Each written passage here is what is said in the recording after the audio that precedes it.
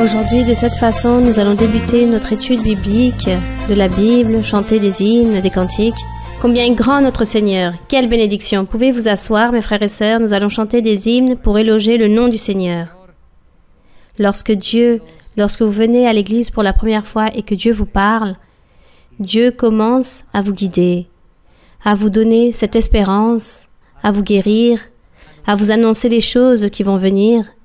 Et lorsque tout cela s'accomplit, nous pouvons voir la manifestation de son grand pouvoir. Amen, mes frères et sœurs. Et c'est à ce moment-là que nous voudrions que puisse se faire ou que lui, il fasse en vous sa volonté. Qui désire cela? C'est pourquoi, lorsque nous prions Seigneur, nous disons cela, et c'est la meilleure prière, que ta volonté soit faite, que ça soit ce qui me convient le mieux. Et ensuite, tout changera, n'est-ce pas? Nous allons donc chanter cela. Cet hymne si merveilleux qu'il fasse en toi sa volonté. L'hymne 42. Et avec beaucoup d'allégresse, bénis soit le Seigneur. Oui, mon Dieu, tu es grand, tu es puissant. Aide-nous, Seigneur, à comprendre chaque jour ton évangile.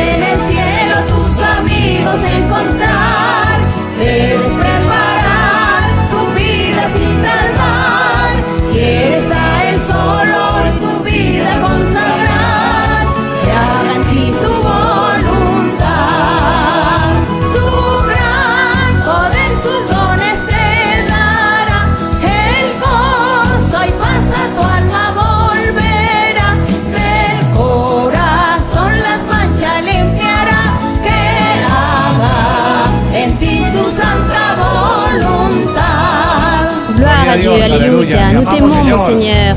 Ton peuple dit que ta volonté soit faite, car elle est parfaite, bonne et agréable. Gloire au nom du Seigneur durant les siècles et les siècles. Nous allons donc chanter à notre Seigneur pour bénir le nom du Seigneur. Il y a un cantique merveilleux qui éloge le Seigneur Jésus-Christ pour son œuvre si merveilleuse. Oui, c'est merveilleux de dire Seigneur, Seigneur. Ici, il y a ton temps. Nous allons donc chanter ce cantique qui est merveilleux. Celui-ci est le Christ, le numéro 7.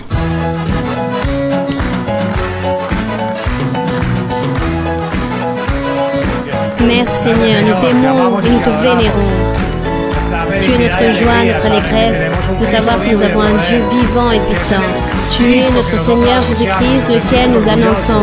Tu es merveilleux, car le Seigneur Jésus vit parmi les hommes. Il n'est jamais mort. Il a ressuscité, il vit, ce Dieu qui le sait tout. Gloire à Dieu.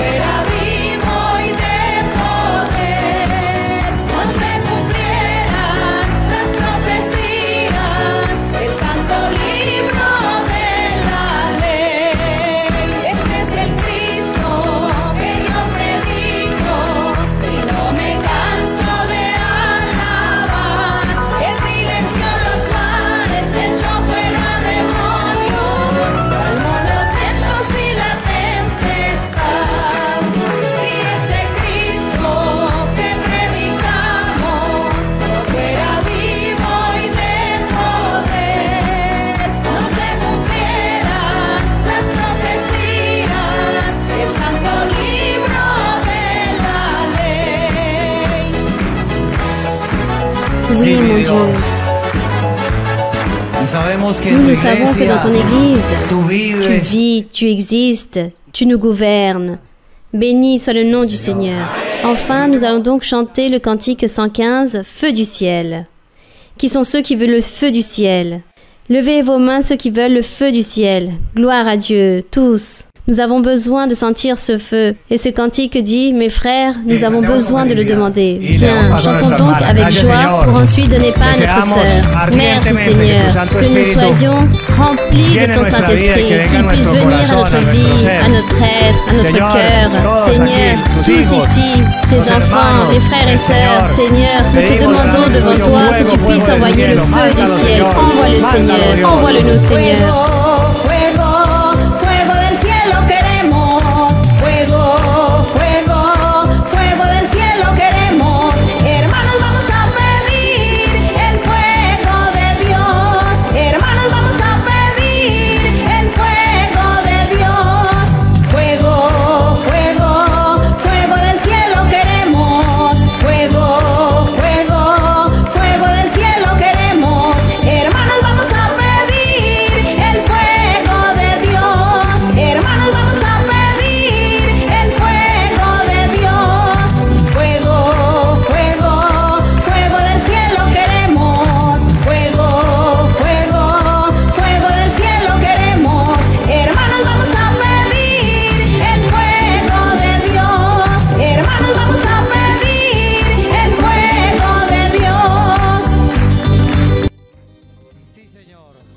Oui, Seigneur, nous sommes venus pour cela aujourd'hui, pour qu'aujourd'hui, Seigneur, à travers notre sœur Mara-Luisa, nous puissions sentir ce feu, le feu du ciel et le feu dans nos cœurs pour recevoir cette grande transformation si agréable. Juste un simple conseil, c'est juste écouter notre sœur, ouvrir notre cœur et se concentrer. Et là, il y aura tout. Oubliez tous vos problèmes et profitez, car Dieu va nous libérer. Recevons donc notre apôtre, notre prophète, notre maître, notre leader, notre sœur Mara-Luisa.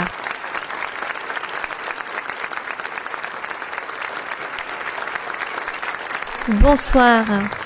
Bonsoir mes très chers frères et très chères sœurs d'ici, de Santa Cruz ou de la Bolivie. Oui, de la Bolivie. Et aussi les autres frères et sœurs qui nous visitent de d'autres lieux. Un grand bonjour rempli de tendresse pour vous tous. Et comme toujours, nous sommes très heureux, très réjouis en le Seigneur. J'imagine l'apôtre Paul, lorsqu'il visitait certains lieux, la joie qu'il devait avoir, qu'il devait sentir, les mêmes personnes aussi, car lui, il arrivait pour prêcher la parole du Seigneur, pour voir et écouter et tous participer des manifestations de Dieu. Aujourd'hui, nous aussi, nous voulons avec tout notre cœur que Dieu puisse se manifester en nous et que Dieu puisse réaliser des miracles dans nos vies, en nos familles, dans notre peuple, dans nos villes, dans nos nations, que Dieu puisse se manifester, qu'il puisse apporter la paix, la joie et l'allégresse dans le cœur de chaque être qui en a besoin, et que Dieu puisse se manifester. Et aujourd'hui, nous sommes ici pour dire à Dieu que nous sommes ici pour lui servir, pour qu'il puisse nous utiliser, pour qu'il puisse faire de nous un grand instrument pour l'honneur et la gloire de Dieu, pour la prédication de sa parole, pour parler et publier le nom du Seigneur. Que Dieu puisse faire de nous ce qu'il veut, qu'il puisse nous utiliser de grandes façons. Ça, c'est notre joie, notre allégresse. Et comme nous savons que le Saint-Esprit nous unit, et en Dieu, nous sommes un seul, nous sommes une seule nationalité, alors ici, nous ne sommes pas en train de dire que nous sommes la nationalité de la Bolivie, mais de Jésus-Christ. Le peuple d'Israël, cet Israël que Dieu avait parlé au tout début, qu'il avait nommé, nous sommes cela aujourd'hui, cet Israël spirituel, cette Jérusalem céleste spirituelle. Nous sommes aujourd'hui ceci et nous sommes appelés pour cela. Et nous remercions le Seigneur pour être miséricordieux, pour nous regarder, pour nous choisir, pour faire cet appel et pour être aujourd'hui ici parmi des millions de personnes qu'il existe dans le monde. Et Dieu nous a regardés avec miséricorde pour nous garder dans sa présence.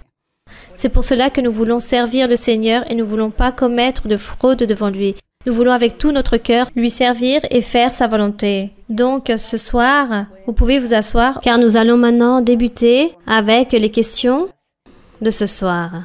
Bonsoir ma sœur, bienvenue en Bolivie. Je viens de l'œuvre de Montero.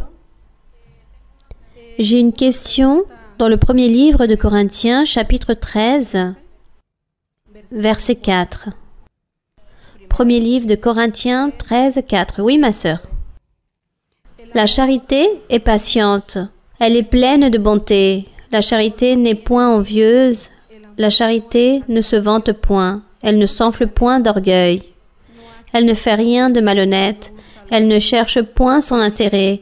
Elle ne s'irrite point. Elle ne soupçonne point le mal. Elle ne se réjouit point de l'injustice, mais elle se réjouit de la vérité. Elle excuse tout, elle croit tout, elle espère tout, elle supporte tout. La charité ne périt jamais. Les prophéties prendront fin, les langues cesseront, la connaissance disparaîtra. Ma sœur, ma question se trouve dans le verset 4. La charité est patiente, elle est pleine de bonté, la charité n'est point envieuse, la charité ne se vante point, elle ne s'enfle point d'orgueil. S'agit-il par rapport à la famille, ou c'est un rapport avec le foyer, ou avec la même souffrance pour les bénédictions spirituelles? Ma sœur, je voudrais que vous puissiez nous amplifier un peu plus par rapport à la souffrance. Bon, la souffrance, ce n'est pas seulement que dans le foyer. On peut souffrir de beaucoup de choses. Ici, par exemple, il dit que la charité souffre. Ça veut dire que nous devons avoir de la patience. Si je suis persécuté ou on est en train de me jeter des injures, des calomnies, ou me faire plusieurs iniquités, moi je vais être patiente, je vais prier le Seigneur. Je vais être très patiente pour que Dieu puisse m'aider jusqu'au jour où Dieu puisse me lever, me consoler et m'ôte cette persécution que je suis en train d'être l'objet. Et moi, j'ai donc de la patience et je supporte. Donc, le fait de supporter, de tolérer d'une certaine façon une certaine situation, on parle de souffrance. Lorsqu'on dit que la charité souffre, que la charité est patiente, ça veut dire que la personne doit tolérer, doit être patiente, doit supporter certaines situations qui viennent contre elle. Et par le fait de supporter, alors on dit que cette personne est en train de souffrir, mais surtout elle espère en Dieu. Donc ici, la charité, il y a plusieurs péchés. L'amour, la charité, c'est ne pas pratiquer le péché. Voilà ce que signifie la charité. Une personne qui a de l'amour, un homme ou une femme qui a de l'amour, c'est parce que cette personne ne pratique pas le péché. Et qu'est-ce que le péché? On dit que le péché subit quelque chose, c'est-à-dire avoir de la patience, attendre, se résigner, tolérer, supporter, comprendre quelqu'un, avoir de la compréhension, de la miséricorde envers quelqu'un, ça, c'est lorsqu'on parle que la charité est patiente. Et lorsqu'on dit qu'elle est pleine de bonté, vient du mot bien, c'est-à-dire de bien faire les choses. Quelqu'un qui est bon et miséricordieux, fait les choses de bonne façon, ne ment pas, ne trompe pas, n'offense pas les autres à travers des injures, n'offense pas les personnes avec l'envie ou avec les rancunes ou avec la haine. Cette personne ne va rien prendre de l'autre, ça c'est être bon. Cette personne tend la main à l'autre, est généreux, secourt, aide. La personne est très généreuse dans sa vie, ça veut dire que cette personne est bonne, est remplie de bonté. La charité n'est pas envieuse, donc une personne qui a de l'amour n'envie jamais les autres. Au contraire, celle-ci est très heureuse de voir que l'autre personne est en train de progresser. Oui, comme son prochain est en train de progresser, de prospérer, alors on devient très heureux et on dit oui, je vous félicite, je suis très heureux de voir que tout va bien dans votre vie, que vous êtes en train de progresser dans votre vie.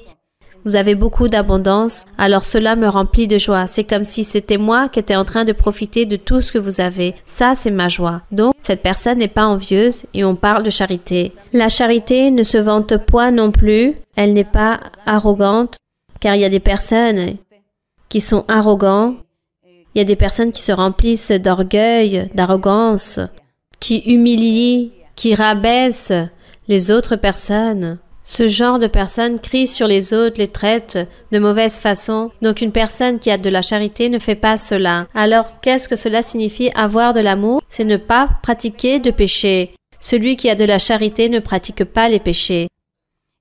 Ce n'est pas juste pour la vie de foyer, de famille. C'est un comportement que chacun d'entre nous, nous devons tous avoir de manière générale, que ça soit dans notre foyer, dans notre travail, là où nous étudions, dans l'entreprise, dehors, à l'extérieur. Face aux personnes, notre comportement doit être toujours le même. Par conséquent, comme je vis d'amour, alors je suis comme ça avec toutes les personnes, peu importe qui ce soit. Je ne trompe personne, je ne mens pas, je ne suis pas envieux. Pourquoi? Parce que j'ai de l'amour. Et celui qui a cette charité ne pratique pas le péché. Où qu'il soit, ni avec personne, ni avec la famille, ni avec les amitiés, ni avec les parentés, ni contre le monde de dehors. Ça, c'est avoir de l'amour. Bien, continuons, oui? Bonsoir, ma sœur, que Dieu vous bénisse.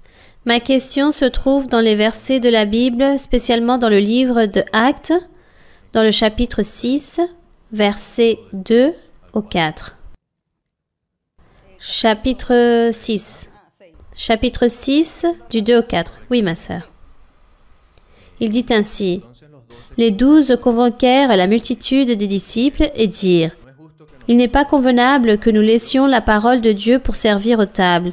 C'est pourquoi, frères, choisissez parmi vous 7 hommes de qui l'on rende un bon témoignage, qui soient pleins d'Esprit Saint et de sagesse, et que nous chargerons de cet emploi. Et nous continuerons à nous appliquer à la prière et au ministère de la parole. Ma sœur, je comprends que servir le Seigneur et lui collaborer sont 2 choses différentes. Servir le Seigneur, c'est avec les dons spirituels, et lui collaborer, c'est réaliser cet appui, cette aide dans l'Église, par exemple, de contribuer, d'aider, de participer dans la vigilance ou apporter une aide au niveau du son. Et dans les versets que nous avons lus, je comprends que dans les débuts de l'Église, il existait ces emplois de servir aux tables. Et ces emplois n'étant même pas des travaux spirituels, ont été élus des disciples comme Étienne, des hommes remplis du Saint-Esprit. Et aujourd'hui, les collaborateurs dans l'Église, devons-nous avoir ces caractéristiques aussi? Pourriez-vous, s'il vous plaît, nous expliquer l'importance de travailler dans l'Église autant que collaborateurs? Car parfois, ces emplois ne sont pas valorisés comme ils devraient l'être, sachant que tout ce que nous faisons, c'est pour plaire à Dieu. Bien, toute personne qui réalise tout travail dans l'Église devrait être heureuse et fière de ce qu'elle fait. Moi, je vous raconte, lorsque j'ai commencé l'Église, moi, j'ai connu la Bible pour la première fois dans une église évangélique. Dans une église évangélique qui s'appelait Iglesia Pentecostal. J'ai connu là-bas la Bible et j'ai connu les choses de Dieu. J'ai commencé à lire la Bible, j'ai commencé à être séduite par Dieu et j'ai commencé à beaucoup lire la Bible car moi, je voulais comprendre la Bible, non parce que pour que quelqu'un puisse me l'enseigner, mais par moi-même. Moi, je disais, je ne vais croire personne, que personne vienne m'enseigner. Moi-même, je dois comprendre. Et j'ai commencé à lire et encore lire, jusqu'à moi-même, je commençais à comprendre toutes les questions que je me posais. Et j'ai commencé dans une église, elle était petite, c'était un petit endroit comme celui-ci, très petit. Et moi, j'étais très heureuse, en train de nettoyer les sols, je nettoyais la poussière, j'établissais les fleurs, je décorais les fleurs, et j'étais très heureuse en train de faire tout cela. Pourquoi j'étais heureuse en train de réaliser tous ces emplois? Car moi, je disais, dans ce petit endroit qui est dédié pour vénérer Dieu, pour chanter au Seigneur, pour louer le Seigneur, et comme cet endroit, c'est pour faire cela, alors moi, je disais, sûrement, lorsque nous sommes tous réunis, Dieu vient, et lui, il va voir si le sol est propre, s'il y a des fleurs, si les bancs n'ont pas de poussière, sûrement Dieu va regarder tout cela. Alors, je me posais des questions sur cette présentation physique. Donc, tout cela, j'y pensais. Sûrement, j'avais des pensées d'enfant, mais aujourd'hui, je vois que cela, ce n'est pas tant des pensées d'enfant, mais c'est une vérité. C'est la vérité que le lieu que nous choisissons pour nous réunir autant qu'Église, il faut qu'il soit propre et merveilleux. Non pour que le Seigneur dise qu'il soit beau, mais aussi pour nous-mêmes. Nous, on se rend joyeux de voir qu'il y a des belles fleurs. Quelles fleurs si belles! Et nous sommes contents. Nos yeux sont heureux de voir que ces fleurs sont belles. Et regardez la robe que j'ai, pareil pour les fleurs. On s'est mis d'accord. Donc, on on se rend très joyeux en tant qu'humain de la présentation, du nettoyage, de la propreté, non de la richesse, mais de l'ordre. Cela rend heureux l'esprit humain. Donc moi, je faisais cela avec tant de tendresse, de nettoyer les sols et d'avoir les fleurs, de les décorer. J'étais heureuse de faire cela et après cela, je m'en souviens, nous commencions à prier les 3 personnes qui étaient là en train de faire le ménage. Une fois que nous avions fini, un jour, de cette façon, j'ai reçu le Saint-Esprit car une fois qu'on avions fini de nettoyer, de ranger, nous nous sommes assis à chanter des cantiques et le Saint-Esprit est venu et m'a baptisé. Donc tout cela est formidable et de grande allégresse. Donc tout travail mérite sa valeur. Et le frère demandait que ce travail, si ce n'est pas un travail digne, oui, c'est un bon travail. Moi, cela me paraissait si correct que je le comparais comme celui qui se lève ici pour prêcher au niveau du pupitre. Pour moi, c'était la même chose. Tout est digne. Celui qui fait le ménage dans cet endroit comme celui qui prêche. Alors pourquoi allons-nous nous sentir inférieurs ou mettre des catégories à chaque emploi ici dans l'Église? Qu'elles soient physiques ou spirituelles, les personnes spirituelles, on les admire beaucoup. Les personnes qui sont spirituelles, qui aiment les choses de Dieu, qui donnent un bon exemple, un bon témoignage. Moi, j'admire beaucoup ces personnes. Mais on admire aussi tous les emplois qui se réalisent ici dans l'Église, toutes les sœurs, tous ces frères, toutes les personnes qui collaborent, qui ouvrent la porte, qui sont devant les sanitaires, qui nettoient les sanitaires, ceux qui décorent les fleurs, ceux qui accueillent, ceux qui réalisent des plats. Moi, j'admire tout cela. Et je vois l'allégresse, la joie avec la manière comment les frères et sœurs réalisent ce travail.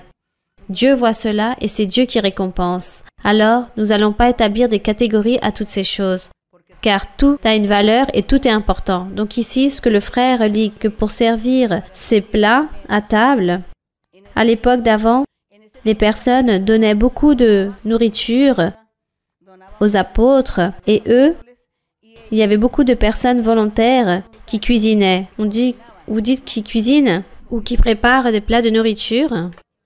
Donc, ces personnes, j'imagine, beaucoup de sœurs en train de cuisiner toutes les nourritures qu'elles étaient en train de donner pour pas qu'il n'y ait de pertes. Tout cela s'est converti comme un restaurant. Peut-être l'Église s'est convertie comme un restaurant où les personnes venaient au culte, mais à la fois aussi pour manger. Et on dit que pour servir aux tables, il fallait nommer 7 hommes remplis du Saint-Esprit. Pourquoi remplis du Saint-Esprit? Parce que ça devait être des personnes qui aient de bons témoignages, qui soient patients, qui soient bien élevés, qui soient simples et humbles, parce que sinon, n'importe quelle personne pourrait commencer à crier en disant « Asseyez-vous là, ôtez-vous d'ici, donnez-moi ci, donnez-moi cela » et tout à travers des cris, en train de traiter mal les personnes parce que la nourriture était gratuite. Alors, lui, il a dit non. Si on nomme des personnes remplies du Saint-Esprit, cela signifie qu'il existe de bonnes manières, une bonne éducation, de la sainteté et qu'on va bien traiter les personnes parce que je veux qu'on traite bien les personnes et qu'on puisse leur servir avec beaucoup de tendresse leur nourriture. Et juste une personne qui a Dieu dans son cœur peut faire cela. C'est cela. Donc je pense que l'apôtre avait raison en disant cet ordre. Car il disait, si eux, ils n'ont pas Dieu, s'ils n'ont pas une vie spirituelle à jour avec Dieu, alors les personnes vont commencer à crier, à humilier les autres personnes en disant, non, je ne vais pas vous servir beaucoup, et à vous, oui, et à l'autre, moins, ne vous asseyez pas vous ici, ou mangez debout, et ainsi de suite. Car il y a tant de choses qui peuvent se produire. Ce qui est donc demandé, c'est que toute personne, homme ou femme, qui est de Dieu, plus cette personne a de Dieu, soit plus simple et plus humble, est mieux élevé, est plus tolérant, est plus bénévolent, plus miséricordieux. Car voilà tout ce que Dieu donne aux personnes lorsque les personnes cherchent le nom de Dieu. Dieu fait des choses merveilleuses en chaque personne. Donc je pense ce qui est arrivé à l'époque et tous les emplois qui se font à l'intérieur, la collaboration dans l'Église est honorable et je sais que Dieu bénit et donne des récompenses formidables aux personnes qui réalisent tout cela avec beaucoup d'amour et beaucoup de tendresse. Par exemple, en Colombie, il y a des grands endroits pour se réunir. Il y a parfois des capacités pour 5000 personnes assises. Imaginez-vous, mes frères et sœurs, vous pensez que ranger et nettoyer des endroits aussi grands, que le travail est simple. On a besoin de beaucoup de frères et sœurs pour qu'ils puissent nettoyer les sols, nettoyer la poussière, en train d'organiser, de nettoyer et de réaliser beaucoup de détails à l'intérieur de l'Église. Et ceux qui réalisent ces emplois, je sais que Dieu va bien les récompenser et les bénira de grande façon car ils font tout cela avec beaucoup de tendresse. Car ça aussi, c'est un travail que nous faisons avec amour pour Dieu. Bien, continuons. C'est juste qu'à un certain moment, il y a eu une époque où les sœurs commençaient à témoigner. Et elles disaient, « Moi, je suis au service du Seigneur. Moi, je suis en train de travailler pour Dieu. » Alors, les gens se demandaient, « Mais de quelle façon? Comment ?» Et tout de suite, on pensait au don spirituel avec le don de la prophétie. Mais non, ces sœurs disaient, « Non, moi, je suis en train d'ouvrir les portes du sanitaire pour que les personnes y entrent. » Alors, ces sœurs disaient, « Moi, je sers déjà le Seigneur et cela est suffisant. » Donc, elles étaient en train de confondre que par le fait d'ouvrir la porte du sanitaire, que cela était suffisant pour être au service du Seigneur. Donc, on leur a enseigné, lorsque nous sommes arrivés, lorsque nous sommes en train de servir le Seigneur, ne mélangeons pas les choses spirituelles avec les choses physiques. Mais plutôt, nous sommes au service du Seigneur en train de prêcher, en train d'imposer les mains, en train de prophétiser, en train de chasser les démons. Et là, nous pouvons dire avec exactitude que nous sommes en train de servir le Seigneur. Et du contraire, nous disons nous sommes en train de collaborer dans l'Église. Dans tous les aspects physiques et matériels qui se présentent à l'intérieur de l'Église, nous sommes en train d'apporter une aide avec le ménage, avec la vigilance, avec la sécurité au niveau des entrées et sorties des personnes. Donc, on pourrait dire cela ainsi, mais pas dire je suis déjà en train de servir le Seigneur. Donc, du coup, la personne ne cherchera plus les choses spirituelles et est confiante parce qu'elle est en train d'ouvrir la porte du sanitaire, alors c'est déjà servir le Seigneur et ne cherche pas les choses spirituelles et ne pratique pas les dons spirituels. Et qui sait, un jour, peut-être cette personne doit se présenter devant Dieu et Dieu lui demande « Où sont les âmes que tu as gagnées pour moi? Où sont tes fruits, tes œuvres? Ah Seigneur, j'ai passé toute ma journée en train d'ouvrir la porte du sanitaire. » Alors, Dieu ne va pas valider cela. Il va dire « C'est très bien que tu as fait cela, mais tu aurais dû travailler les dons spirituels aussi. » Bon, que ce message soit clair. Continuons. Oui, allez-y. Bonsoir, ma sœur Mara Luisa. Bienvenue dans notre pays de la Bolivie. Je suis très heureuse d'être face à vous. Nous remercions le Seigneur pour votre vie et par le fait de réaliser ce grand travail de nous enseigner. Vous êtes notre exemple à suivre. Ma sœur, j'ai une question qui se trouve dans Job 4:13. Job 4:13. Oui, ma sœur? Au moment où les visions de la nuit agitent la pensée, quand les hommes sont livrés à un profond sommeil, je fus saisi de frayeur et d'épouvante, et tous mes os tremblèrent. Un esprit passa près de moi, tous mes cheveux se hérissèrent. Une figure d'un aspect inconnu était devant mes yeux, et j'entendis une voix qui murmurait doucement. Et beaucoup de personnes ont vécu des expériences similaires dans leurs rêves. Dans la nuit, en se réveillant d'un rêve si profond, se sentent incapables de bouger n'importe quel membre de leur corps et se sentent complètement congelés, et quand ils ouvrent leurs yeux, sentent qu'il y a une présence obscure sur eux. Ces personnes sont incapables de faire bouger un seul membre de leur corps. Ma sœur, j'ai entendu dire qu'il y a des personnes étant déjà dans l'Église vivent ces expériences. Pouvons-nous considérer qu'il s'agit des attaques du diable? Que pouvons-nous faire pour que cela ne se produise plus? Et si cela a une influence par rapport si un pays est attaché à certaines idolâtries, traditions, sorcellerie, envoûtement ou superstition. Merci beaucoup, ma sœur, et que Dieu vous bénisse. Bien, ma sœur, oui, cela est certain, c'est le diable. Il s'agit de mauvais esprits qui viennent et possèdent les personnes et la tourmentent. Voilà ce qu'on appelle parfois les cauchemars. Parfois, les gens disent « j'ai eu un cauchemar ». Et c'est cela, ce sont des mauvais esprits qui viennent. Peut-être ils viennent parce que la personne en est en train de lui faire des sorcelleries ou des envoûtements. Alors les démons, les mauvais esprits viennent pour chercher cette personne, pour pouvoir la tourmenter ou lui établir une maladie ou pouvoir la posséder. Disons, entrer et posséder la personne. Voilà ce qui peut se produire. Lorsque la personne se trouve dans ces conditions qu'elle ne peut pas bouger, qu'elle ne peut pas crier, qu'elle n'arrive même pas à se réveiller et elle sent qu'elle est tourmentée par ces mauvais esprits, ce qu'elle doit faire, c'est prier. Prier, même mentalement. Priez et dites, Seigneur, libère-moi, garde-moi, réprimande ces mauvais esprits, réprimande ces démons qui sont en train de me tourmenter. Réprimande-les, Seigneur. Vous priez mentalement et Dieu va vous libérer. Car Dieu va ordonner à ces mauvais esprits qui vous laissent tranquille et ces mauvais esprits partiront. Et la personne se réveille et se rendra compte qu'elle a vécu un cauchemar. Mais Dieu vous libère et Dieu vous aidera.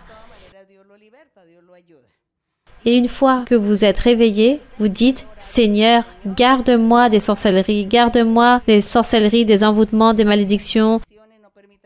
Ne permets pas que le diable puisse venir dans mon corps pour me faire des choses mauvaises et beaucoup moins à posséder mon corps. Garde-moi, libère-moi et réprimande le diable. Voilà ce qu'il faut faire. Et ne vous inquiétez pas. Du moment que vous priez et que vous aimez Dieu, Dieu vous gardera et vous protégera. Mais en tout cas, oui, le diable réalise toutes ces choses. Le diable veut toujours faire cela, même avec les enfants. Alors, avec les enfants, les parents doivent imposer les mains aux enfants, prier pour eux, demander pour eux, car les mauvais esprits aussi persécutent beaucoup les enfants. Ça, c'est notre bataille avec notre ennemi, le diable. Bien. Continuons. Bonsoir, ma sœur Maralusa. Bonsoir, mes frères et sœurs. Que Dieu vous bénisse. Recevez, ma sœur, des salutations de l'église de Montero, de tous les frères et sœurs de l'église de Montero. Je suis très heureux, très reconnaissant envers Dieu, car il m'a offert ce moment si merveilleux de pouvoir vous voir en direct. Je vous aime en le Seigneur, ma sœur. Merci. J'ai une question dans l'Ancien Testament, et ceci se trouve dans Zacharie, chapitre 11, versets 8 et 9. Zacharie 11. Zacharie 8 et 9, ma sœur. Oui. J'exterminais les 3 pasteurs en un mois. Mon âme était impatiente à leur sujet. Et leur âme avait aussi pour moi du dégoût. Et je dis, je ne vous paîtrai plus, que celle qui va mourir meure, que celle qui va périr périsse, et que celles qui restent se dévorent les unes les autres. Ma sœur, je voudrais vous poser cette question par rapport aux pasteurs. Pourquoi, ma sœur, 3 pasteurs en un mois? Et je voudrais aussi, à l'église de notre Seigneur, à l'église de Dieu, peuvent souffrir la même chose, les pasteurs ou les frères et sœurs qui sont en train de se préparer pour devenir pasteurs, pour servir le Seigneur. Et dans ce verset 9, est-ce que cela se réfère-t-il à nous? Car nous représentons les brebis du troupeau de notre Seigneur Jésus-Christ. Merci, ma sœur. Bien. Donc ici, vous avez lu le chapitre 11, versets 8 et 9. Donc ici, dans le verset 4, il dit, « Ainsi parle l'Éternel, mon Dieu, paie les brebis destinées à la boucherie. » À qui il a dit ça? Au Seigneur Jésus-Christ. Paie les brebis. Et qui étaient les brebis destinées à la boucherie? Le peuple d'Israël. Ou le peuple de Jérusalem, de la tribu de Juda, car ils étaient destinés à être châtiés. Ils ont donc été châtiés, et le peuple d'Israël avait déjà disparu de la présence de Dieu. Et le Seigneur était en train de donner un rappel ici à travers le prophète ce que Dieu avait fait pour essayer de sauver le peuple, pour que le peuple puisse obtenir cette continuité des bénédictions de Dieu pour être ce peuple élu par Dieu. Et là, il est en train de rappeler lorsque lui, il a dit « Paie les brebis destinées à la boucherie ». Mais ces brebis destinées à la boucherie, il se référait à un restant du peuple qui était venu de Babylone, était resté là-bas 70 ans. Ils sont revenus à nouveau à Jérusalem pour construire la ville, le temple. Et c'était donc à ce restant de peuple que Dieu leur envoyait un message et leur rappelait ce qui était arrivé dans l'Antiquité et pourquoi Dieu les avait châtiés. Et que de ce fait, eux, ils devaient faire attention, ils devaient se mettre à jour avec Dieu afin de ne pas être châtiés non plus. Car à partir de ce moment-là, Dieu allait les faire venir pour régler des comptes par le fait de les avoir sauvés en tant que restants du peuple. Eux, ils devaient être à jour et croire le jour où Jésus-Christ allait se manifester pour prêcher son évangile. Eux, ils devaient croire en l'évangile et accepter l'évangile. C'est pour cela que le Seigneur dit « Paix les brebis destinées à la boucherie ». Et ensuite, dans le verset 6, il dit « Car je n'ai pas plus de pitié pour les habitants du pays, c'est-à-dire du peuple d'Israël. Et voici, je livre les hommes aux mains les uns des autres et aux mains de leurs rois. Ils ravageront le pays, c'est-à-dire Israël, Juda, Jérusalem. Ils ravageront le pays et je ne leur délivrerai pas de leurs mains. » Alors, le prophète dit « Alors, je me mis à paître les brebis destinées à la boucherie. » Mais ce prophète, c'était Jésus-Christ. Je mis à paître les brebis destinées à la boucherie, assurément les plus misérables du troupeau. Je pris 2 houlettes, j'appelai l'une grâce, c'est-à-dire l'évangile de Jésus-Christ. Et j'appellerai l'autre union, c'était la loi de Moïse, qui représentait un lien dans la vie spirituelle de ces personnes. Et c'est pour cela qu'il dit dans le 8, « J'exterminerai les 3 pasteurs qui, le Seigneur Jésus-Christ, Dieu, en un mois, en train de parler de ces chefs du peuple d'Israël, qui étaient en train de paître le peuple d'Israël, car eux, ils étaient ses gouvernants.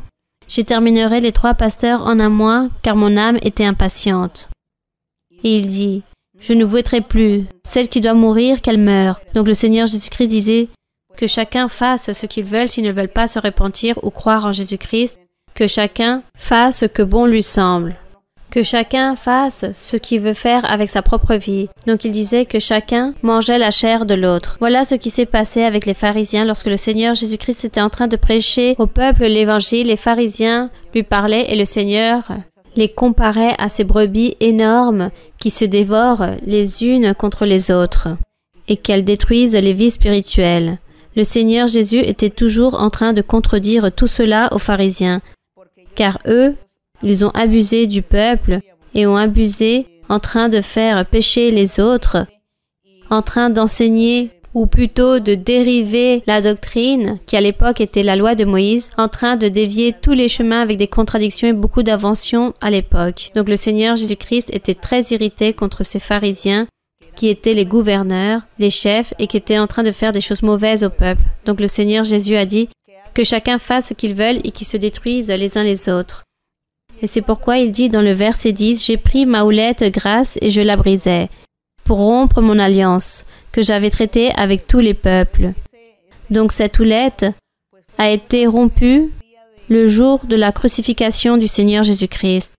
Là-bas s'est rompue aussi cette houlette qui s'appelait union, qui était la loi de Moïse. De ce fait, le Seigneur aussi s'est irrité contre ce peuple d'Israël, contre les Israélites. Il s'est irrité et c'est pourquoi il leur a donné l'évangile aux non-juifs et que les non-juifs allaient entrer pour profiter de l'évangile de Jésus-Christ. Tandis que les juifs, les Israélites de l'époque, allaient être détruits et le Seigneur allait les mépriser et les rejeter pour avoir été si durs et si rebelles, croire en l'évangile. Donc tous ces pasteurs dont parle ici, ce ne sont pas des pasteurs d'aujourd'hui de l'Évangile, non. Il s'agissait des chefs de l'époque du peuple d'Israël ou de la tribu de Juda, dont la capitale était Jérusalem. C'était eux qui commandaient symboliquement ces 3 pasteurs, c'était quelque chose de symbolique. Il parlait de personnages qui étaient en train de gouverner, de diriger et qui n'avaient pas fait les choses de la bonne et de la meilleure façon. C'est pourquoi Dieu était très irrité. Et c'est pourquoi il parle ensuite de la prédication de l'évangile du Seigneur Jésus-Christ lorsqu'il parle des 2 houlettes, grâce et union. Voici à qui il faisait référence. Tout cela s'est accompli au moment où Jésus-Christ est venu pour prêcher l'évangile. S'est accompli toutes ces choses de ces houlettes, grâce et union, et de l'irritation de notre Dieu contre le peuple de Jérusalem ou le peuple de Juda. Voilà ce qui est arrivé. Tout cela s'est déjà produit. Ici ne parle pas des pasteurs de l'évangile du Seigneur Jésus-Christ, mais des dirigeants du peuple de Jérusalem, de la Judée de l'époque d'avant.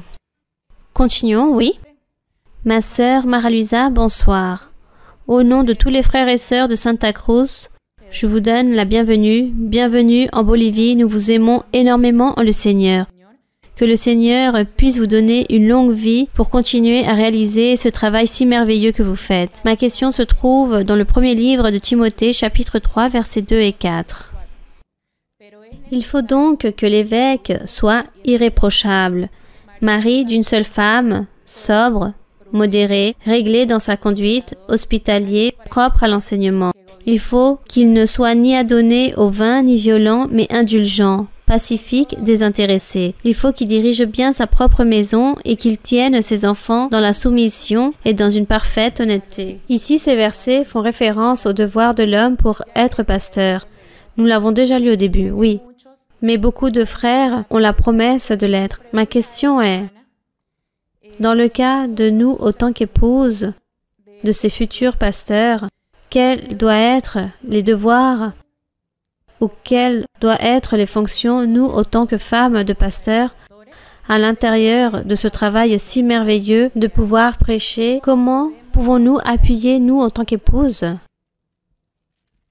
Bien, donc les épouses ou les femmes, ce n'est pas juste les femmes des prêcheurs, mais les femmes de l'Église aussi, car par ici, il est écrit, il parle aussi des devoirs pour les diacres et les diaconesses, qu'il faut que ces derniers émettent un bon témoignage, qu'elles aient de bons témoignages, que ces personnes aient les dons spirituels, que ces personnes travaillent les dons spirituels, que ces diacres puissent être aussi honnêtes, simples, humbles, hospitaliers, prudents, qui aient une bonne éducation, de bons comportements, une manière de s'habiller correcte, sobre, modéré, réglé dans sa conduite. Voilà comment doivent être ce bon comportement, ce bon témoignage. C'est pourquoi il dit que si l'homme ne sait pas diriger sa propre maison, alors comment va-t-il gouverner l'Église de Dieu? Et savoir diriger sa propre maison, c'est savoir bien maintenir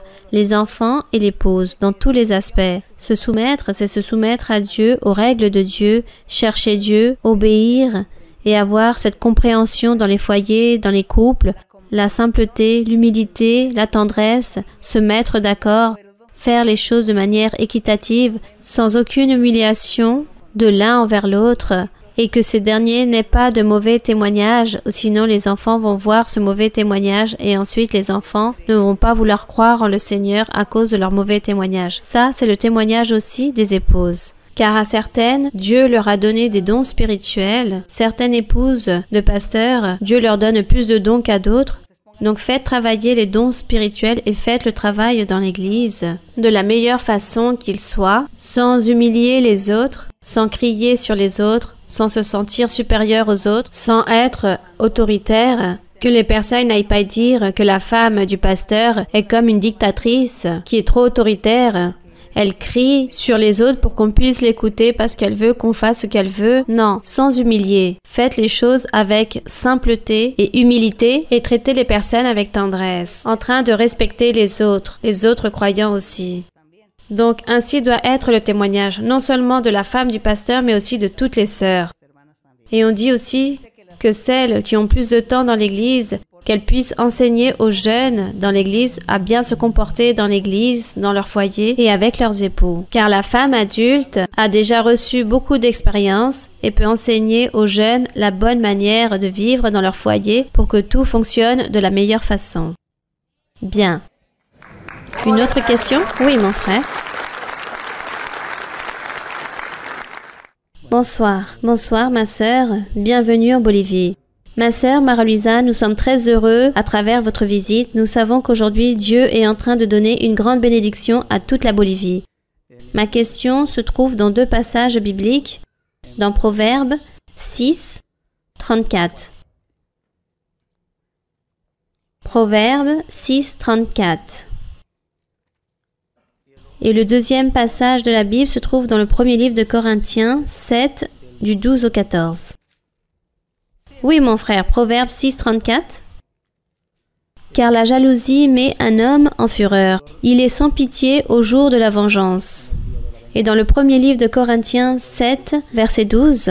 Aux autres, ce n'est pas le Seigneur. C'est moi qui dis, si un frère a une femme non croyante et qu'elle consente à habiter avec lui, qu'il ne la répudie point. Et si une femme a un mari non croyant et qu'il consente à habiter avec elle, qu'elle ne répudie point son mari. Car le mari non croyant est sanctifié par la femme, et la femme non croyante est sanctifiée par le frère. Autrement, vos enfants seraient impurs, tandis que maintenant, ils sont saints. Ma sœur, en général, dans l'Église, il existe des personnes dont nos épouses ou nos époux n'assistent pas à l'Église. Lorsque nos couples, avec leur comportement, leur manière d'agir devant les autres ou leur activité par rapport aux réseaux sociaux comme Facebook ou WhatsApp et toutes les applications qui puissent exister, lorsque celles-ci veulent nous cacher ce qu'elles publient et cela génère en nous ce manque de confiance ou de la jalousie, alors comment pourrions-nous agir face à cela, nous qui assistons dans l'Église? Comment pouvons-nous gérer ces situations sans donner un mauvais témoignage? Merci beaucoup, ma sœur. Mais disons de la jalousie ou peut-être que les épouses ont tendance à manipuler plus les réseaux sociaux. Que voulez-vous dire? La manière du comment elles utilisent leur téléphone portable peut être de manière un peu trop personnelle au niveau des publications dans les réseaux sociaux. Bon, parlons des deux, autant les hommes que les femmes. Disons de quelle façon est gérée cette disposition, cette manière de communiquer à travers les réseaux sociaux, car aujourd'hui tout cela est très à la mode. Maintenant, toutes les personnes sont scotchées au téléphone, les personnes sont à table en train de manger et chacun est avec son propre téléphone en train de travailler. Peu importe où qu'ils soient les personnes, que ce soit dans la cafétéria, dans le restaurant, tout le monde est occupé avec leur téléphone portable. Tant les hommes que les femmes. Je pense que les personnes doivent être très prudentes. Comment pourrais-je dire? Dans leur manière de communiquer avec d'autres personnes. Car disons qu'avec cet appareil, les personnes veulent communiquer avec d'autres personnes ou avoir un contact avec d'autres personnes, avec des amis. Nous ne savons pas qu'est-ce que les personnes font de plus. Si ce sont des jeunes avec leurs amis entre étudiants, mais les personnes adultes aussi, dans les foyers, dans les couples mariés, dans les familles. Car comme c'est la mode, alors l'épouse aussi, avec son téléphone portable en train de se mettre en contact avec d'autres personnes. L'époux veut savoir avec qui sa femme est en train de communiquer sans de la jalousie ou vice-versa. Lui aussi est tout instant en train de manipuler son téléphone portable, en train d'écrire, d'envoyer des messages. Alors, elle va se demander avec qui mon époux communique autant. Donc, tout cela génère des problèmes, des difficultés, des jalousies, des manques de confiance à cause de ce comportement du conjoint.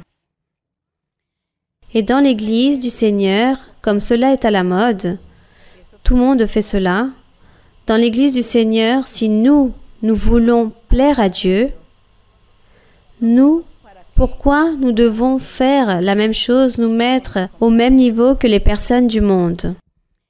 Pourquoi devons-nous faire toutes ces choses et faire attention à toutes ces coutumes et à ces modes, à toutes ces actions qui ne conduisent à rien de bon, qui ne sert à rien?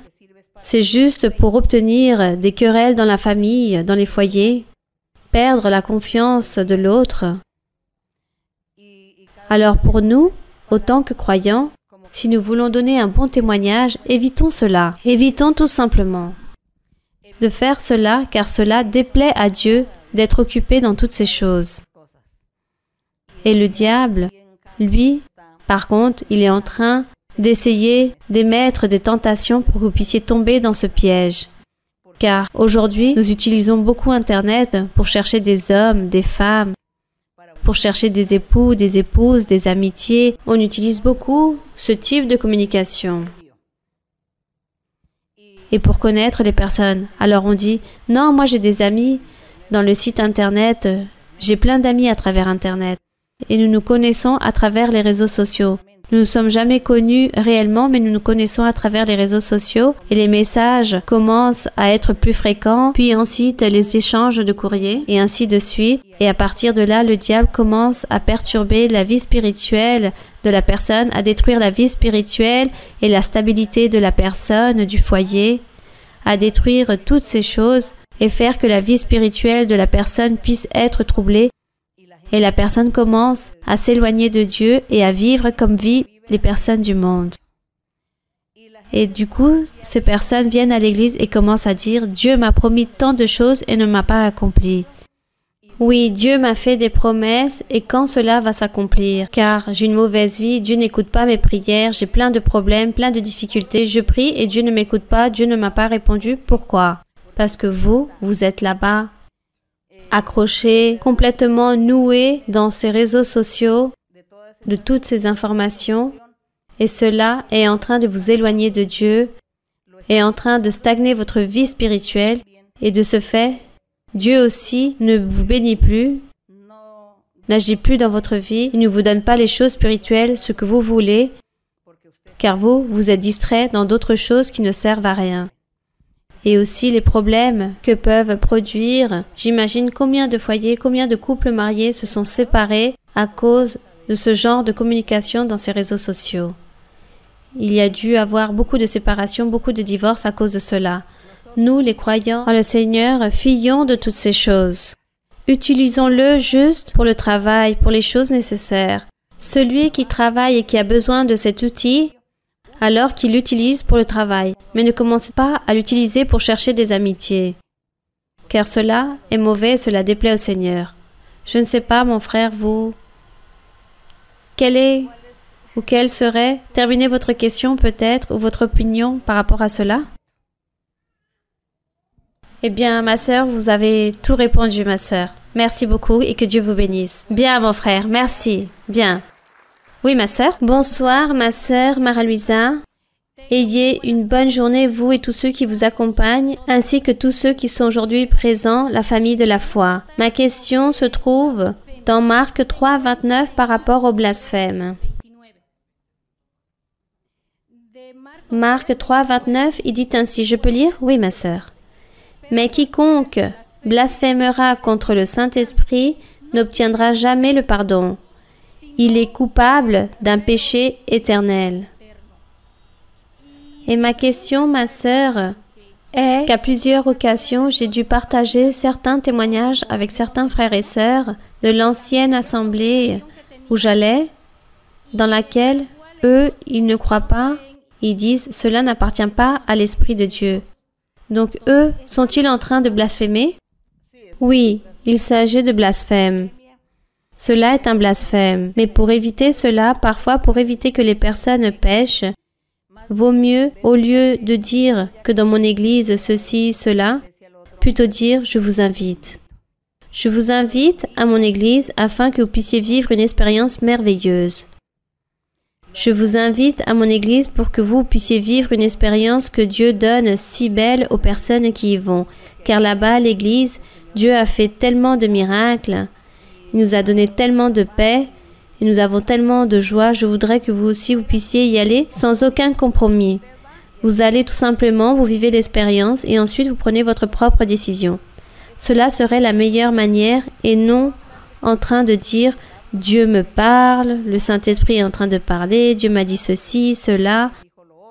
Alors Dieu a accompli et le Seigneur a dit qu'il va aller arriver telle chose. » Si vous parlez ainsi aux personnes, alors eux, ils vont commencer à vociférer et à blasphémer. Alors, ne faisons pas pécher les autres, mais plutôt nous leur dirons « Je vais à mon église, je me sens très heureuse, j'ai trouvé Dieu, j'ai beaucoup de paix en moi, j'ai reçu beaucoup de bénédictions. Là-bas, Dieu se manifeste énormément. Je vous invite pour que vous puissiez vivre aussi cette expérience. Ne disons pas autant, nous n'allons pas débattre sur la doctrine, nous n'allons pas parler tant de choses. Tout simplement, je vous invite, le jour que vous voulez, je vous accompagne pour que vous puissiez vivre cette expérience si merveilleuse. Tout simplement. Et de cette façon, nous n'allons pas faire pécher les personnes, car parfois, par le fait de tant parler du Seigneur, nous ne savons pas parler et les personnes commencent à blasphémer. Voilà ce qui peut se produire. Bien. Oui, continuons. Oui, ma sœur. Nous sommes très heureux de vous avoir dans notre pays. Soyez la bienvenue. Ma sœur, lorsque je suis arrivée à l'église, je ne pouvais pas comprendre la grandeur que Dieu vous utilisait dans son église, mais Dieu s'est chargé de m'enseigner à vous aimer et à vous valoriser. C'est pour cela que je remercie beaucoup le Seigneur. Ma sœur, ma question se trouve dans Ésaïe 53, 2. Oui, ma sœur, vous pouvez lire. Ésaïe 53, 2. Il dit ainsi: Il s'est élevé devant lui comme une faible plante, comme un rejeton qui sort d'une terre desséchée. Il n'avait ni beauté ni éclat pour attirer nos regards, et son aspect n'avait rien pour nous plaire. Ma sœur, suite à une audio que vous avez réalisée sur l'idolâtrie du 30 octobre, vous nous avez recommandé de ne pas regarder à la télévision des films, des téléfilms qui parlent du Seigneur Jésus-Christ, de Moïse ou de d'autres personnages bibliques qui ont été transmis ici en Bolivie. Ce qui s'avère, ma sœur, c'est que dans tous les films ou téléfilms, on montre toujours le Seigneur Jésus avec un aspect correct par rapport à cet aspect physique. C'est pour cela que je vous demande cela, ma sœur. C'est pourquoi il ne faut pas regarder ces films ou ces téléfilms, ou sinon le visage de l'acteur va rester ici, gravé dans nos mémoires. Continuez, ma sœur. Oui, c'est pour ça, ma sœur, je dis qu'en Bolivie, il y a un téléfilm qui est en train de passer à la télévision sur la vie du Seigneur Jésus. Donc, s'il vous plaît, j'aimerais que vous puissiez nous expliquer un peu plus qu'est-ce qui se passe avec notre vie spirituelle si par curiosité, même si nous voyons juste un seul chapitre de ce téléfilm. Cela pour les personnes qui sont récentes dans l'Église ou même pour les personnes qui mènent déjà un certain temps dans l'Église. Merci beaucoup, ma sœur, et que Dieu vous bénisse. Merci, ma sœur. Pour moi, c'est un manque de respect envers Dieu. Que les gens commencent à réaliser des films ou des téléfilms du Seigneur Jésus-Christ ou de Dieu. C'est un manque de respect, car ici la Bible dit que personne n'a jamais vu son visage, et les personnes, comme dit la sœur, les gens donnent ce rôle à un acteur très séduisant, et ici la Bible dit que le Seigneur Jésus, physiquement, n'était pas si attirant que ça, qu'il n'avait pas un aspect pour plaire afin que personne ne puisse être séduit par lui. La beauté du Seigneur Jésus-Christ était spirituelle. Sa beauté spirituelle était si belle qu'aucun homme ne pouvait être si beau dans cette beauté spirituelle. Mais cette beauté physique, non. Afin que personne ne puisse être attiré par lui ou séduit par son aspect physique, que ce soit par des hommes ou des femmes. Donc pour moi, cela me paraît qu'il s'agit d'un manque de respect envers Dieu de regarder ce côté-là. Je ne sais pas. Ainsi, comme je ressens cela, je ne veux pas que les frères et sœurs commencent à se distraire en train de regarder ces choses-là. Vaut mieux regarder un autre film, un autre téléfilm sur les êtres humains, et non qu'on manque de respect envers Dieu, en train de montrer un personnage et en train de s'inventer en plus des choses qui ne sont jamais produites dans la vie du Seigneur. C'est juste des inventions et de l'imagination des personnes. Donc cela, c'est un manque de respect. Moi, en tant que personne qui aime Dieu et qui cherche les choses de Dieu, pour moi, il n'est pas correct de m'asseoir à regarder ces choses. Pour moi, c'est comme une distraction et peut-être ma propre conscience en train de m'accuser que je suis en train de perdre des bénédictions spirituelles, en train de manquer au Seigneur, juste en train de regarder cela. Donc ceux qui font cela, vous êtes en train de manquer de respect envers Dieu. Et ceux qui regardent aussi, vous manquez ce respect envers Dieu. Plus nous encore qui connaissons les choses du Seigneur. Les personnes du monde non, car pour eux, rien ne leur importe. Pour eux, c'est paraître une chose ou l'autre. Mais nous qui connaissons les choses de Dieu, oui, nous serions en train de manquer de respect au Seigneur juste par le fait de participer. Car rappelez-vous aussi qu'ici, les péchés qu'enseigne la Bible, ce n'est pas juste celui qui pratique, mais aussi celui qui participe. Ne participez pas au péché des autres. Donc celui qui participe est aussi en train d'offenser Dieu. Par le fait d'être là avec la personne, avec celle qui est en train de commettre le péché, elle l'accompagne, elle fait les choses ensemble comme si elle était en train d'accepter de participer. Alors cela déplaît au Seigneur. Donc j'ai recommandé aux frères et sœurs qu'ils puissent se garder de cela. Les personnes récentes, si elles n'ont pas encore compris ces choses-là du Seigneur, il s'agit là d'un choix personnel. Mais celui qui est spirituel, alors, plutôt analysez-vous et prenez votre propre décision et ayez votre propre critère. C'est cela. Bien. Continuons. Oui, ma sœur. Bonsoir, ma sœur. Recevez De grandes salutations de l'œuvre de Montero, on vous aime en le Seigneur. Ma sœur, j'ai une question dans Jacques 4, verset 7. Jacques combien? Jacques 4, verset 7. Oui. Soumettez-vous donc à Dieu, résistez au diable, et il fuira loin de vous. Ma sœur, ma question, comment pouvons-nous nous soumettre à Dieu malgré que nous vivons dans un monde où on nous pose beaucoup de questions, en commençant par la famille? Comment pouvons-nous faire pour résister au diable? Je voudrais, ma sœur, que vous puissiez nous enseigner lorsqu'il dit « nous devons nous soumettre à Dieu ». Merci, ma sœur. Se soumettre, c'est obéir, accepter. Se soumettre, c'est accepter. J'accepte ce que Dieu est en train de me dire. J'accepte les commandements du Seigneur. J'accepte et je vais les mettre en pratique. Je vais les accomplir. Je vais obéir. Ça, c'est se soumettre. Se soumettre, obéir, accomplir, faire la volonté de Dieu. Après s'être soumis ou après avoir accepté, après avoir cru, on appelle cela s'assujetter. S'asservir à la volonté de Dieu, c'est faire et accomplir les commandements de Dieu, obéir à Dieu, accepter et faire la volonté de Dieu, plaire à Dieu, aimer Dieu, louer le Seigneur. Tout cela, c'est se soumettre à Dieu. Et lorsqu'on parle de résister au diable, n'est-ce pas? Car ici, il dit qu'il faut résister au diable, à l'ennemi, c'est ce que nous avons déjà parlé. Le diable est toujours en train de nous persécuter, à tout instant. Par exemple, vous dites avec votre famille.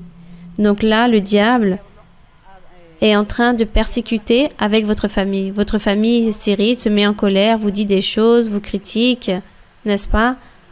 Bon, et quoi d'autre? Qu'est-ce qu'elles pourront dire sur vous et se mettre en colère parce que vous venez à l'église? Donc là, vous êtes en train de vous battre avec le diable. Là, vous devez donc batailler contre l'ennemi, le diable. Résister au diable, ça veut dire que vous devez vous taire. Ne parlez pas autant, ne commencez pas à vous disputer avec votre famille, à avoir des querelles, mais au contraire, essayez plutôt de vous taire, de ne pas trop parler afin de ne pas dire trop de choses, et de cette façon, vous êtes en train de résister au diable. Soyez patient. Priez le Seigneur en silence et dites au Seigneur qu'il puisse vous aider, que votre famille ne vienne pas intervenir dans votre vie et que le Seigneur puisse vous aider à continuer vers l'avant. Et de cette façon, vous allez résister au diable. Ou vous êtes en train de vous battre contre cet adversaire, en train de réprimander l'ennemi de cette façon. Seigneur, aide-moi, regarde ma famille. Seigneur, je vais plutôt me taire, je ne vais plus rien leur dire. Je ne vais plus leur répondre. Je ne veux pas me disputer avec eux. Je ne veux pas me mettre en colère. Je ne veux pas les contredire. Alors je vais me taire et je vais quand même aller à l'église pour te chercher. Aide-moi, Seigneur. En faisant cela, en disant cela, dans cette prière, vous êtes en train de résister au diable. Car vous ne devez pas non plus obéir à tout ce que votre famille vous dit. Car c'est vous qui allez être la perdante. Vous allez donc choisir votre famille et vous allez laisser de côté les choses du Seigneur. Non, tout d'abord les choses de Dieu et ensuite la famille. Ça, c'est la lutte que vous allez devoir mener et ainsi vous allez résister au diable et de cette façon, vous êtes en train de vous soumettre au Seigneur. Merci ma sœur, que Dieu vous bénisse. Oui, continuons ma sœur. Bonsoir ma sœur Maralusa, bienvenue en Bolivie. Je veux vous dire que je vous aime en le Seigneur et vous dire que vous êtes un exemple pour nous. Merci pour visiter la Bolivie. Ma sœur, ma question se trouve dans le livre d'Ésaïe, dans le chapitre 61, versets 5 au 7. Puis-je lire, ma sœur? Oui. Des étrangers seront là et feront paître vos troupeaux. Des fils de l'étranger seront vos laboureurs et vos vignerons. Mais vous, on vous appellera sacrificateurs de l'Éternel. On vous nommera serviteurs de notre Dieu. Vous mangerez les richesses des nations et vous vous glorifierez de leur gloire. Au lieu de votre pauvre, vous aurez une portion double. Au lieu de l'ignominie, ils seront joyeux de leur part. Ils posséderont ainsi le double dans leur pays, et leur joie sera éternelle. Car moi, l'Éternel, j'aime la justice. Je hais la rapine avec l'iniquité. Je leur donnerai fidèlement leur récompense, et je traiterai avec eux une alliance éternelle. Leur race sera connue parmi les nations, et leur postérité parmi les peuples. Tous ceux qui les verront reconnaîtront qu'ils sont une race bénie de l'Éternel. Ma sœur, ma question est, lorsqu'il parle de leur postérité, à qui il se réfère ici? Aux non-juifs? Et aussi, lorsqu'il parle de ceux qui se verront renaître, qui sont-ils? Et à la fin, lorsqu'il dit que tous seront une race bénie de l'Éternel, comment seront-ils reconnus? Y aura-t-il certains signes? Merci ma sœur. Oui, il y aura un signe, ou il y en a un, elle est spirituelle. Ici, il parle de l'Église du Seigneur. Il parle de nous, de chacun d'entre nous. Il parle ici de l'Église, des non-juifs, de l'appel que Dieu avait à l'époque pour son Église, les bonnes nouvelles de salut pour l'Église. Ici, il parle de tous les non-juifs, de chacun d'entre nous. Donc, ici, le Seigneur parle de nous dans tout le chapitre 61. Et c'est très beau de pouvoir le lire. Je vous invite, lorsque vous aurez un temps, de pouvoir lire, car ici, il parle de l'Église et de toutes les bénédictions que Dieu a pour son Église. Et c'est pour cela que nous devons donner au Seigneur ce que lui, il mérite. Car regardez aussi la miséricorde qu'il a eue envers nous, d'avoir fait ce grand appel aux personnes. Il nous a fait un appel à nous aussi ici, comme je disais au début. Parmi des milliers de personnes, Dieu nous a choisis et ça, c'est une grande bénédiction. Nous devons donc donner à Dieu ce qu'il mérite et toujours l'aimer et continuer vers l'avant. Bien. Donc, y a-t-il une dernière question? Oui, pour ce soir? Ma sœur Maralusa, recevez un chaleureux salut de l'Église de Bolivie. On vous aime en le Seigneur. Je vous admire en tant que personne et je vous respecte énormément. Quelle allégresse et quel privilège de vous avoir ici parmi nous. Vous êtes dans votre maison et soyez la bienvenue. Ma sœur, j'ai une question personnelle. Je comprends qu'il existe un règne dans le ciel et que le Seigneur Jésus-Christ descendra dans sa nuée pour nous. Et de la même façon qu'il existe un royaume dans les cieux, il y a aussi un enfer. Et celui qui est droit devant Dieu sera sauvé, mais celui qui péchera sera condamné. Ma question est, que se passe-t-il après la mort physique? Si notre esprit montera au royaume des cieux ou restera en veille jusqu'à la venue du Seigneur Jésus-Christ? Et si le véritable enfer, c'est ce monde dans lequel il y a beaucoup de méchanceté, de libertinage, où nous pouvons choisir si nous voulons être sauvés, marcher dans la droiture, ou continuer à pécher. Merci ma sœur pour votre attention. Si l'enfer serait dans ce monde, je pense que beaucoup pourront dire quel délice, quel plaisir cet enfer, car les gens vont profiter et se réjouir à faire des méchancetés, faire tout ce qu'ils veulent. Donc cet enfer serait vraiment très agréable pour toutes ces mauvaises personnes. Ensuite, après la mort, le paradis. Au paradis, les psaumes parlent des demeures du Seigneur. Le Seigneur Jésus dit que lorsque Lazare est mort, lorsqu'il est mort, il est arrivé au paradis, il a profité avec Dieu, et que un riche était mort aussi, et lui, il humiliait beaucoup Lazare. Et lorsque ce riche est mort, il est parti en enfer. La Bible dit qu'il est parti en enfer, cela l'a raconté le Seigneur Jésus, qu'il est parti en enfer, et lorsqu'il était là-bas, il a dit à Abraham qu'il puisse envoyer Lazare, qu'il puisse lui apporter de l'eau, car à cause du feu, des flammes qu'il y avait dans cet enfer, il était très assoiffé de ce fait qu'on puisse envoyer Lazare pour lui apporter de l'eau. Et Abraham lui a répondu, non, Lazare où il est, il ne peut pas aller où tu es. Il y a une distance qui vous empêche de vous réunir, il ne peut pas aller là-bas, car toi, dans la vie, tu as réjoui de beaucoup de choses. Tu as fait souffrir le pauvre Lazare et tu ne lui as rien donné. Et Lazare a vécu tant de maux, mais son cœur était bon et droit envers Dieu. Maintenant, Lazare est en train de profiter dans le paradis et toi, tu es tourmenté. Voilà ce qui est arrivé dans cette histoire. Donc, à travers toutes ces histoires de la Bible dont on nous parle à divers endroits, où il dit qu'il existe un lieu très spécial pour ceux qui meurent en Jésus-Christ, un lieu très spécial nommé le paradis, un endroit où on peut profiter jusqu'au jour où viendra le Seigneur dans sa nuée. Et lorsque le Seigneur viendra sur son nuée pour son Église, les personnes qui sont mortes, ils ont ce corps physique qui a été enterré, car sur la terre restera cette partie physique, et cela peu importe où la personne a été enterrée, que ça soit dans la terre ou mise dans un tombeau, ou qu'elle a été crémée, ou qu'on l'a jetée dans un fleuve. On dit que lorsque le Seigneur viendra sur sa nuée, toutes ces personnes ressusciteront. Alors qu'est-ce que cela signifie? Sûrement Dieu enverra de nouveau les esprits qui se trouvent dans le paradis, reviendront directement pour reprendre leur corps, cette matière physique, pour monter au ciel et être avec le Seigneur. Mais on dit que ce corps physique, comme c'est Dieu qui fait tout cela, imaginez-vous, si on vous a crémé et on vous a jeté à la mer, cette poussière a disparu. Mais Dieu est tellement puissant qu'il fait que cette personne récupère son corps. Et ce corps, Dieu va le glorifier, va le sanctifier, qu'il montera là-bas sur ses nuées. Et après cela, c'est lorsqu'arrive un jugement final, ce qui est écrit dans Apocalypse. Donc les personnes, lorsqu'elles meurent en Christ, partent au paradis et en profitent. Et ceux qui meurent sous une condamnation iront à cet endroit de tourment et resteront là-bas jusqu'au jour du jugement. Voilà ce que raconte la Bible. Et après cela, lorsque viendra ce jugement, c'est lorsque Dieu enverra définitivement à réjouir dans une terre spéciale. On pourrait croire que c'était sur cette terre terrestre. Peut-être Dieu va la préparer, il va la brûler, il va la purifier et sûrement il va faire une nouvelle habitation pour les êtres qui vont vivre dans cette vie éternelle avec le Seigneur. Ils vont pouvoir en profiter. La Bible parle d'une terre nouvelle, nous ne savons pas s'il s'agit de cette terre terrestre ou là-bas même où Dieu se trouve dans cet endroit si spécial, ce sera cette terre nouvelle. Le sujet est que les personnes vont profiter en le Seigneur et dans les temps du feu, il va envoyer la mort, le diable, il va jeter toutes ces personnes qui n'ont jamais voulu obéir ou se soumettre à Dieu, ni chercher les choses de Dieu. Voilà ce que raconte la Bible. Mais par contre, ceux qui vont mourir en Christ, à partir de maintenant, ceux qui sont déjà morts depuis le jour que le Seigneur Jésus est monté au ciel, et ceux qui sont morts en le Seigneur, eux, seront en train de profiter. Ils sont en train de profiter d'une paix avec Dieu dans un endroit appelé le paradis.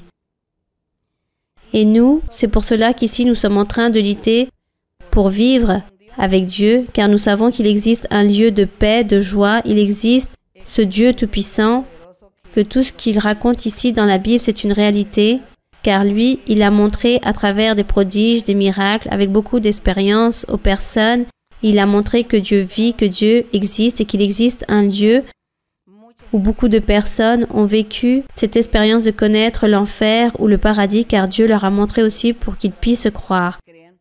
Donc tout cela a fait que nous aussi, nous puissions savoir et nous puissions être convaincus et sûrs qu'il existe vraiment une vie dans l'au-delà, avec Dieu. Il est important de vivre cette vie avec Dieu et non sans Dieu, car sinon ça sera une souffrance éternelle.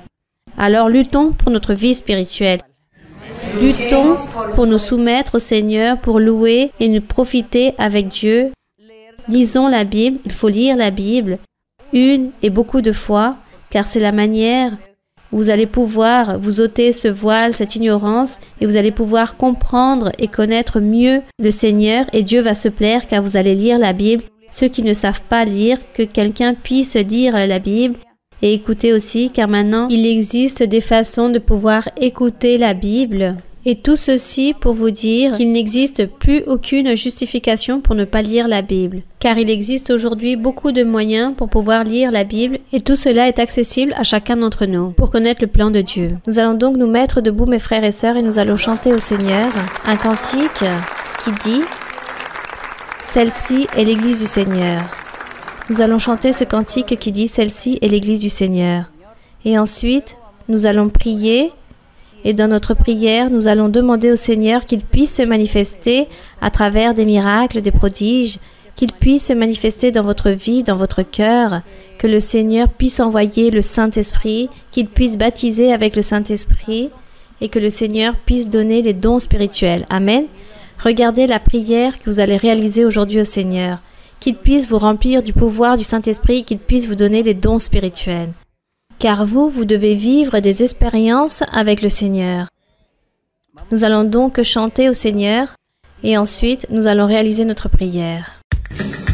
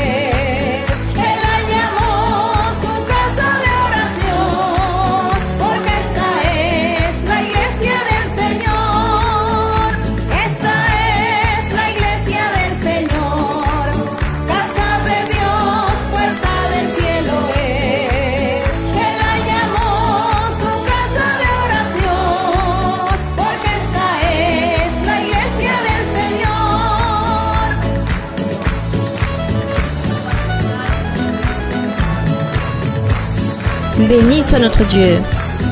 Merci Seigneur. Nous te remercions, mon Seigneur, pour ta miséricorde. Merci Seigneur, pour nous avoir permis d'être ici aujourd'hui en train de méditer en ta parole, en train de lire la Bible, mon Seigneur, en train d'éclairer beaucoup de choses, beaucoup d'inquiétudes que nous avions. Merci mon Père Saint.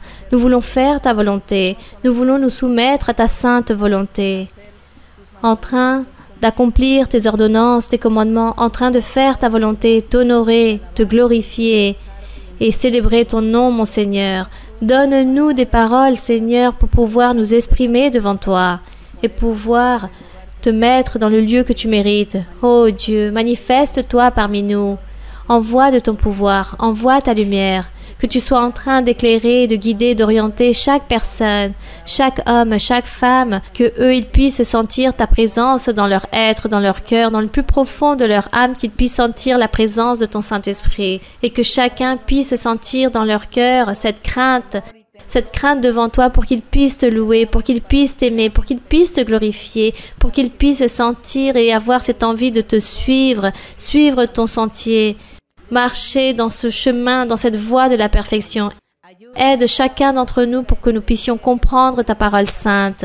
Aide-les pour qu'ils puissent sentir dans leur cœur cette envie de lire la Bible, de lire ta parole, pour qu'ils puissent comprendre tes plans, tes chemins, ta volonté, pour qu'ils puissent te connaître, qu'ils puissent avoir cette foi et qu'ils puissent avoir cette confiance en toi, et pour que leur vie spirituelle puisse être en train de grandir, de progresser, de prospérer en tout, pour que dans chacun puisse s'efforcer et puisse recevoir les choses spirituelles, que chacun puisse s'efforcer et puisse obtenir des expériences spirituelles avec toi, que tu puisses leur envoyer des rêves, des visions, des révélations, que tu puisses leur parler à leur cœur, à leur âme, à leur être, pour que tu sois avec chacun d'eux en train de les enseigner, en train d'enseigner ta parole, ton chemin, pour qu'il n'y ait plus de doute, pour qu'il n'y ait plus cette insureté dans chacun, qu'il n'y ait pas ce manque de confiance ou cette peur ou cette lâcheté de te suivre, de te servir, juste pour faire attention aux menaces de l'ennemi que lui, il établisse dans n'importe quelle circonstance de la vie, pour que ces personnes ne puissent pas continuer, pour que eux ils puissent s'affliger, qu'ils puissent s'attrister et se démotiver. C'est pour cela, Seigneur, je te demande que tu puisses en train d'aider chacun de ces personnes, que tu puisses les fortifier, que puissent tous comprendre que la lutte doit être continuelle et que toi, mon Seigneur, tu seras en chacun d'entre eux en train de les aider, à comprendre que tout d'abord, il existe tes chemins que celui de l'homme. Car avant toute chose, nous devons te plaire et non plaire aux familles, aux voisins, aux amitiés. Père Saint, enseigne la sûreté, donne la conviction à chacun et ôte toutes ces choses obscures, l'ignorance. Dans certains, enlève toutes ces choses et toutes les bénédictions, et que toutes les bénédictions puissent être établies en tous, car les bénédictions viendront et chacun sera en train de semer sa propre bénédiction et son propre profit par rapport aux actions, à leur comportement. Et le progrès, le triomphe viendra pour chacun. Beaucoup de libération, beaucoup de bénédictions je serai en train de donner et je serai en train d'enlever des complexes, des insuretés. Je serai en train de donner des bénédictions, en train d'accomplir des souhaits. Je serai en train de bénir à chacun, en train de donner la nécessité de chacun. Je serai en train de les guider, de les orienter dans un droit chemin, dans un meilleur chemin. Vous serez en train de chercher ma parole et vous allez me trouver, car moi je serai en train de me manifester dans beaucoup. Je serai en train de donner ce progrès et cette prospérité. Je serai en train d'enlever cette inquiétude, toutes ces angoisses. Je serai en train d'enlever beaucoup de liens. Je suis en train de délier toutes ces sorcelleries. Je serai en train de délivrer. Beaucoup seront en train de progresser dans leur vie spirituelle. Beaucoup qui vont retourner à leur foyer vont se trouver face à de grandes surprises de la part de certains familiers, amitiés et de personnes qui sont proches, qui sont en train d'empêcher la venue à l'église pour beaucoup et qui ont servi de pierre d'achoppement, de distracteurs, de distraction dans leur vie spirituelle. Moi, je serai en train de changer et en train de délier tous ces pièges de l'ennemi et je serai en train de donner la liberté et le progrès et la bénédiction. Et lorsque vous rentrerez chez vous, vous allez vous trouver face à de grandes bénédictions et vous allez trouver la solution à beaucoup de problèmes, à beaucoup de difficultés que vous aviez en cours. Beaucoup de changements, beaucoup de prospérité. Je serai en train de vous donner beaucoup de joie, beaucoup de paix, beaucoup d'accroissement spirituel. Je serai en train de donner et accroissement physique et matériel car il y aura beaucoup de personnes dans les églises. Beaucoup seront en train de se réunir dans différents lieux du monde. Même des personnes qui disent connaître la Bible, qui disent connaître ma parole, viendront aussi et seront en train de se réunir et ils y resteront comme vous dans vos assemblées. Aussi, je serai en train de donner des bénédictions d'argent par rapport à certains et des progrès spirituels et matériels. Bientôt, je serai en train de me manifester et je serai en train de donner ce guide et cette orientation adéquate. Je parlerai à travers des rêves, des visions et à travers la prophétie. Et je serai en train d'accomplir toutes mes promesses dans beaucoup de bénédictions, beaucoup de promesses et beaucoup de victoires je serai en train de vous donner. Essayez de continuer vers l'avant et soyez confiants en moi, cherchez mon nom et continuez vers l'avant. Priez avec foi, avec décision, car il y a de grandes bénédictions et il y a beaucoup de liberté. Il y aura beaucoup de changements, des changements positifs et des grandes bénédictions et de grandes allégresses. Je serai en train de donner la paix, la conviction et la sûreté et je serai en train d'enseigner à beaucoup de ma doctrine et je donnerai à tous beaucoup de conviction et de sûreté. Continuez vers l'avant, soyez confiants. Il y a des bénédictions et des triomphes pour tous. Il y a des guérisons, il y a des miracles que je suis en train de réaliser dans beaucoup. En train de liberté beaucoup par rapport aux sorcelleries et aux envoûtements. Je serai en train d'ôter des vices et des liens. Des bénédictions, je vous en donnerai à partir d'aujourd'hui à vous tous. De grandes bénédictions, vous en aurez. Continuez vers l'avant. Le travail ne va pas vous manquer, ni l'argent, ni la nourriture, ni le vêtement, car je serai en train de tout donner. Il y a des bénédictions. Continuez ferme. Des bénédictions viendront, de grandes bénédictions. Merci Seigneur. Merci Père Saint, Père Céleste. Merci Seigneur. Au nom glorieux de Jésus-Christ, ton Fils aimé. Je te remercie, mon Seigneur, pour toutes ces promesses si grandes et merveilleuses que toi, tu as réalisées aujourd'hui. Seigneur, sachant que bientôt, tu seras en train de répondre et d'accomplir ta promesse sainte. Merci, mon Père Saint, pour ta miséricorde, pour ton amour. Merci pour toutes ces bénédictions, pour cette paix, pour cette liberté, pour cette guérison que tu es en train d'offrir, mon Seigneur. Merci, Seigneur. Merci, Dieu Tout-Puissant, car tu es aujourd'hui avec nous. Merci, Seigneur, car tu nous écoutes, tu nous regardes et que tu es miséricordieux. Merci mon Seigneur, merci Seigneur, Dieu Tout-Puissant, au nom glorieux de Jésus-Christ, ton Fils aimé.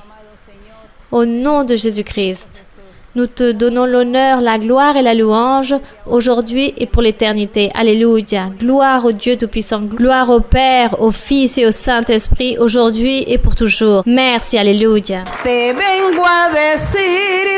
vengo a decir, oh mi Salvador, que yo te amo a ti, que yo te amo a ti con el corazón. Te vengo a decir toda la verdad. Yo te amo, Señor, te quiero, Señor, con el corazón. Yo quiero cantar de gozo y de paz. Yo quiero llorar de felicidad. Te vengo a decir toda